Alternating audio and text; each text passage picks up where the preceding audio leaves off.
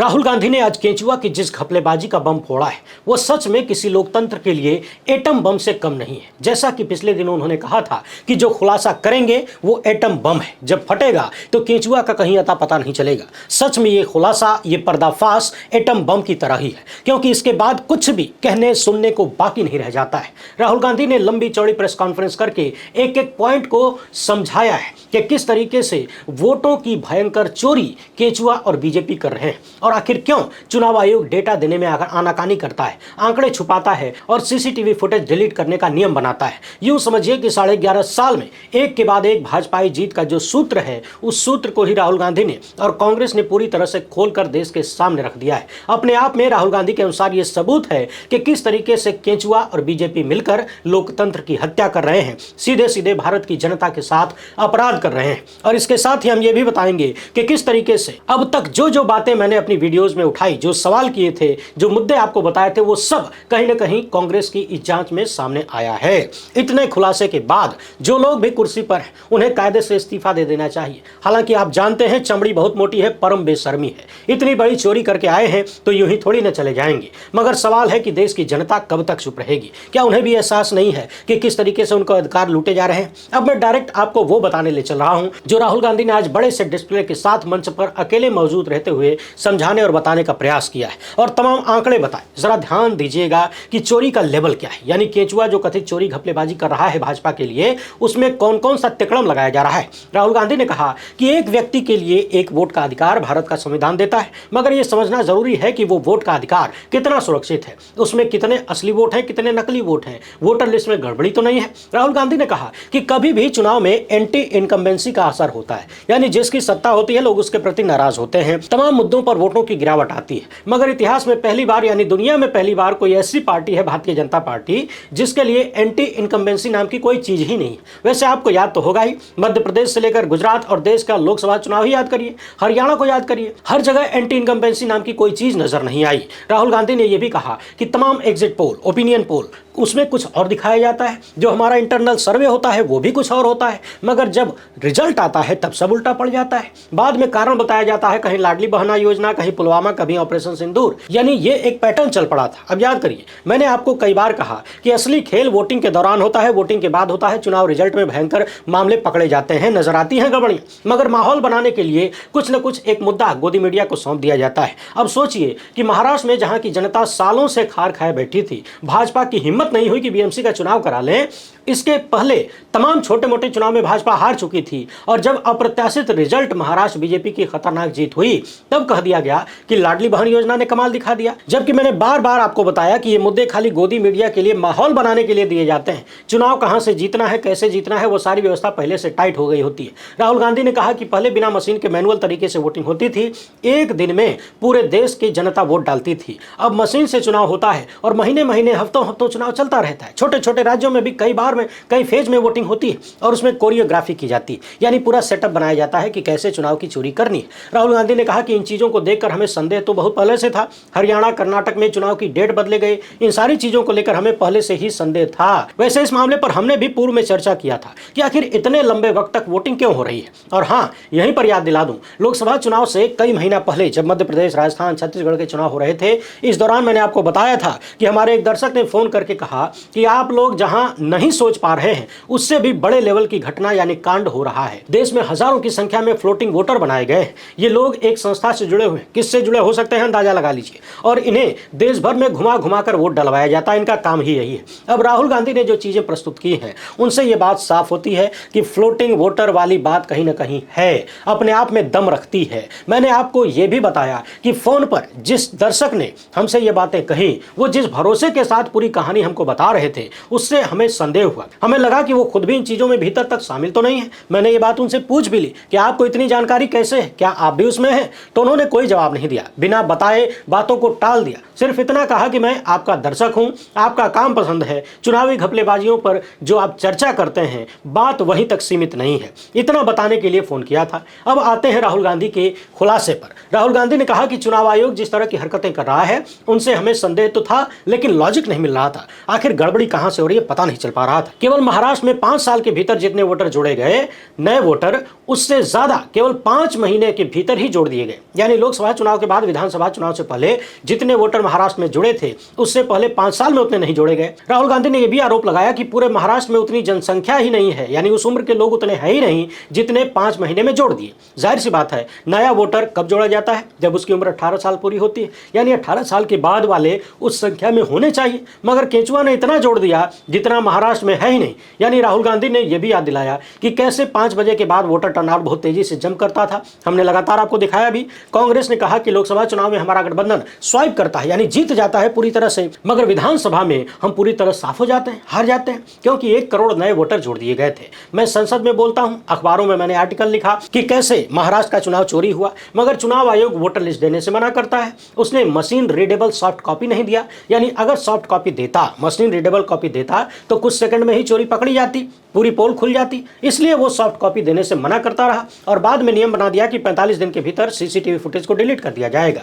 राहुल गांधी ने कहा कि हमारे लोगों ने बताया कि 5:30 बजे के बाद जिस हिसाब से वोट बढ़ा, वोटर टर्नआउट बढ़ा है, उस हिसाब से पोलिंग बूथ पर लोग नहीं थे। यानी अगर अचानक से कुछ समय में वोटिंग ज्यादा हो रही है तो लोग पोलिंग बूथ पर होने भी तो चाहिए, मगर खाली वोटिंग मशीन में बढ़ रही है, पब्लिक नहीं थी। उन्होंने कहा कि हम ये सारी चीज देख रहे थे, मगर समझ नहीं आ रहा था कि आखिर चोरी हो कैसे रही, आखिर कैसे ये सारी चीजें की जा रही हैं। इसके बाद हमने टीम बिठाया, बाकायदा इन्होंने दिखाया कि इतने 7 फीट ऊंचे कागजात चुनाव आयोग ने इन्हें दिया था, यानी वोटर लिस्ट दिया था। हमने इसको मिलान कराया, फोटो मिलाया, और जब सारी जांच हुई, 30-40 लोगों को बिठाकर 6 महीने तक नाम, पता, फोटो सब मैच करवाया गया, तब पता चला कि चुनाव आयोग हमें मशीन रीडेबल डाटा क्यों नहीं दे रहा था। क्योंकि उन्हें लग रहा था चुनाव आयोग को कि इतना लंबा चौड़ा हजारों पन्ना दे दो, कौन बैठकर मिलाएगा, कौन पढ़ेगा। साथ ही साथ केंचुआ ने एक और खेल किया था, उसने जो कागज दिए उसे स्कैन भी नहीं किया जा सकता था, यानी ऑप्टिकल कैरेक्टर रिकॉग्निशन सिक्योरिटी लगाकर कागज दिया गया था। जैसे हम और आप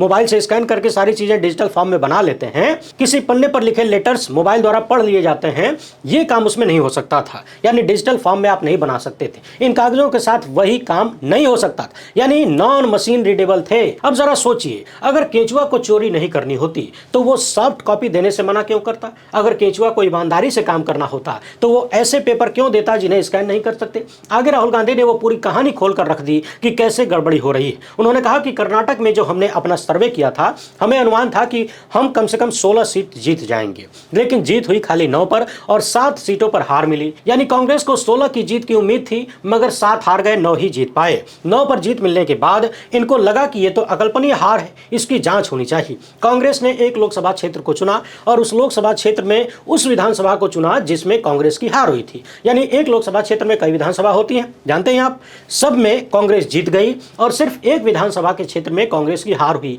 उस लोकसभा क्षेत्र का नाम था बेंगलुरु सेंट्रल, और बेंगलुरु सेंट्रल में जो विधानसभा की जांच इन्होंने की उसका नाम है महादेवपुरा। राहुल गांधी ने बताया कि महादेवपुरा में टोटल 6,26,000 वोट पड़े थे। बीजेपी 32,000 से ज्यादा वोटों से जीती। कांग्रेस को यहां पर 1,15,000 कुछ वोट मिले, बीजेपी को 2,29,000 कुछ वोट मिले। यानी लोकसभा क्षेत्र के एक विधानसभा क्षेत्र में जहां कांग्रेस की हार हुई, वहां भाजपा 1,14,000 वोटों की मार्जिन से चुनाव जीती। लेकिन ये 1,14,000 से ज्यादा वोटों का जो आंकड़ा था वो कांग्रेस को खटकने लगा कि एक ही विधानसभा में इतना बड़ा अंतर भाजपा को कैसे मिल गया, जबकि उसी लोकसभा क्षेत्र की बाकी विधानसभाओं में कांग्रेस को जीत मिली।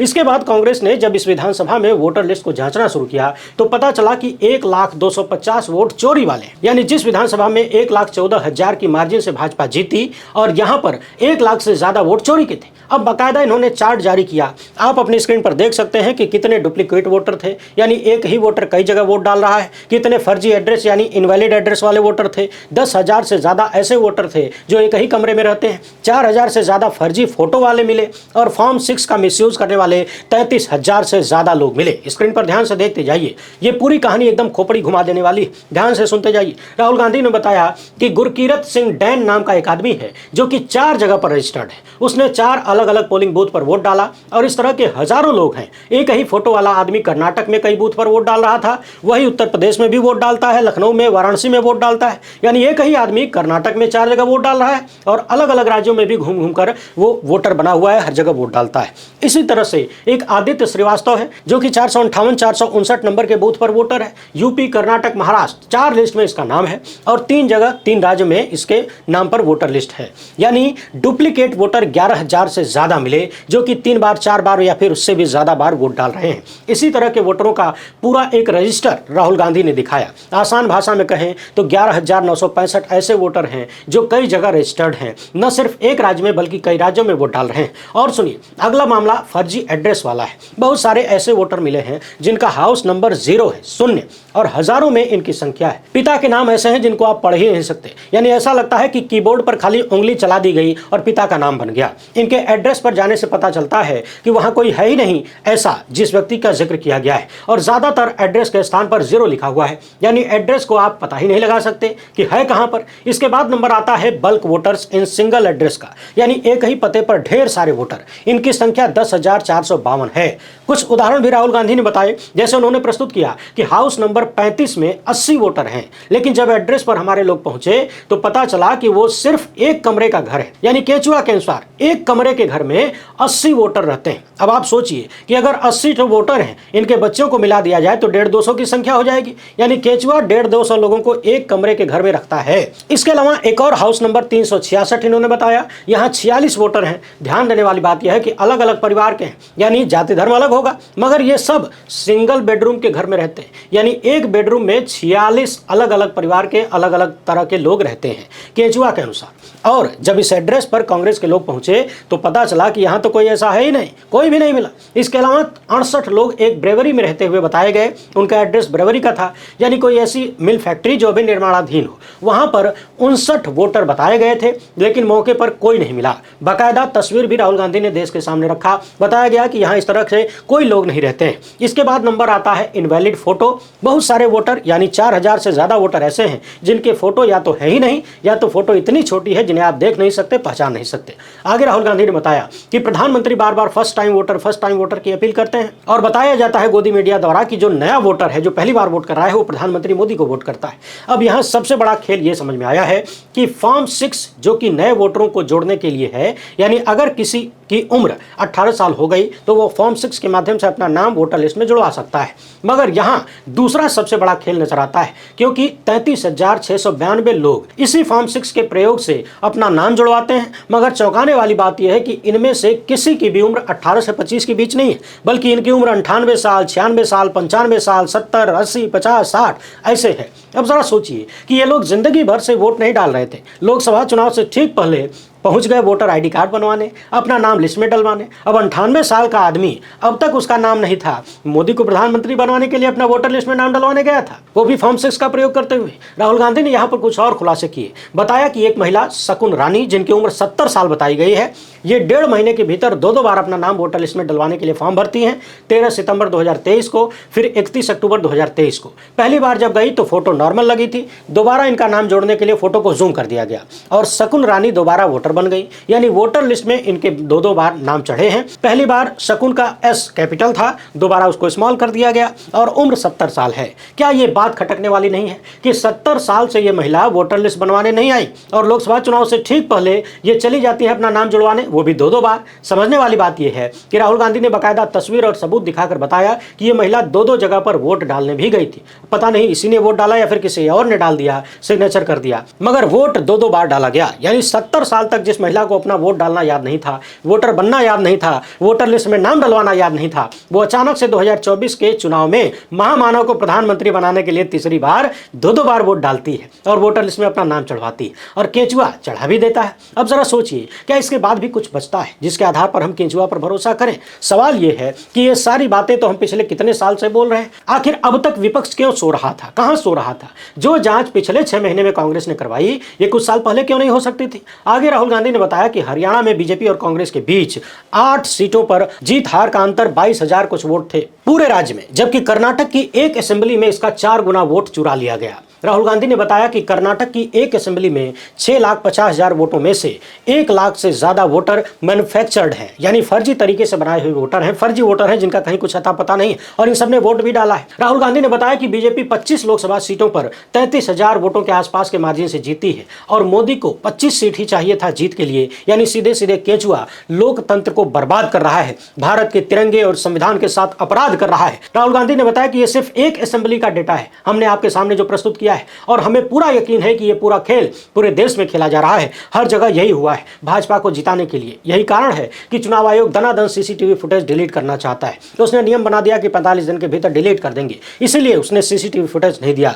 हाई कोर्ट के आदेश के बाद भी नहीं दिया। वोटर लिस्ट मांगने पर नहीं देता है, सारे सबूतों को डिस्ट्रॉय करना चाहता है। चुनाव आयोग और भारतीय जनता पार्टी मिलकर पूरे देश के साथ अपराध कर रहे हैं। चुनाव के सबूत इसलिए नहीं दिए जाते ताकि पकड़ न लिए जाएं। खेल कैसे हो रहा है ये समझ में ना आ जाए। सीसीटीवी फुटेज इसलिए डिलीट करना चाहते हैं ताकि ये न पता चल सके कि शकुन देवी 2-2 बार वोट डाल चुकी हैं या फिर उनका वोट किसी और ने डाल दिया, वो भी 2 बार। यानी कुल मिलाकर कर्नाटक की एक लोकसभा सीट पर कांग्रेस ने जब 6 महीने बैठकर जांच की तो पता चला कि एक लोकसभा क्षेत्र में सभी विधानसभाओं में कांग्रेस जीतती है, एक में हारती है, और जहां हारती है वहां पर 1 लाख से ज्यादा फर्जी वोट पाए गए। किस किस तरह से खेल किया गया उम्मीद है आप समझ गए होंगे। और सुनिए, अभी केचुआ ने जब बिहार में SIR कराने का ऐलान किया तो अपनी पहली वीडियो में मैंने कहा था कि ये पूरा खेल विपक्ष के वोटरों को छांटने का है और फर्जी लोगों को जोड़ने का है। पहले से वोटर लिस्ट तैयार की जा चुकी होगी, ये सिर्फ एक बहाना है कि हम फॉर्म भरवा रहे हैं, फॉर्म ले रहे हैं, जांच कर रहे हैं। यही कारण है कि ऐसे ऐसे कागज मांग लिए गए जिनको लेकर विवाद हुआ। यही कारण है कि आधार कार्ड, पुराने वोटर ID कार्ड और राशन कार्ड को स्वीकारने से मना कर दिया गया। सुप्रीम कोर्ट की बात भी केचुआ ने नहीं मानी। कुल मिलाकर बात साफ है कि अब भी अगर इस देश की जनता चुपचाप अपने अधिकारों को लुटते हुए देखना चाहती है,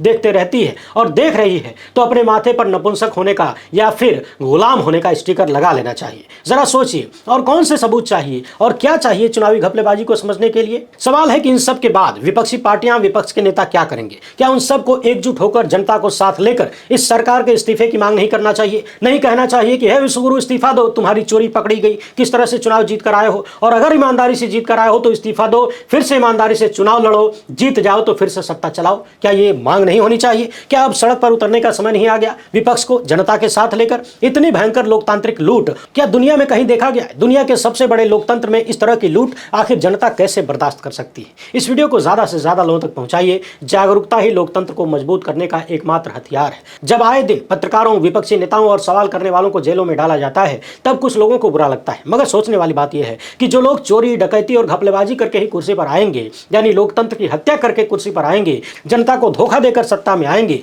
वो सत्ता में आने के बाद क्या जनता के लिए काम करेंगे? बिल्कुल नहीं। और उसी का ये परिणाम है आपके सामने। अपनी राय कमेंट बॉक्स में जरूर लिखिएगा। पहली बार है तो चैनल को सब्सक्राइब कर लीजिए। हमसे जुड़ने के लिए बहुत बहुत धन्यवाद। जय हिंद।